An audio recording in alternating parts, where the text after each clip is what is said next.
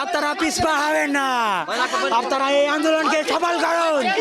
পাশাপাশি আমি সমগ্র বাংলাদেশ সকল আপামার জনতাকে অনুরোধ করব, আপনারা এখনো যারা আপনাদের সন্তানদেরকে ঘরে আটকে রেখেছেন, আপনারা দয়া করে তাদেরকে ছেড়ে দিন। এই আন্দোলনে অংশগ্রহণ করতে দিন।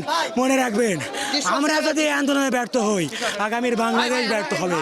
আপনারা ভাববেন না আমরা যদি ব্যর্থ হই সব কিছু ঠিকঠাক হয়ে যাবে। আমরা যদি আজ থেমে যাই, এই আন্দোলন যদি থেমে যায়, বাংলাদেশের স্বাধীনতা, সার্বভৌমত্ব সব কিছু আমরা হারিয়ে ফেলবো। কাজেই আমাদের এখন আর কোনো দাবি নাই।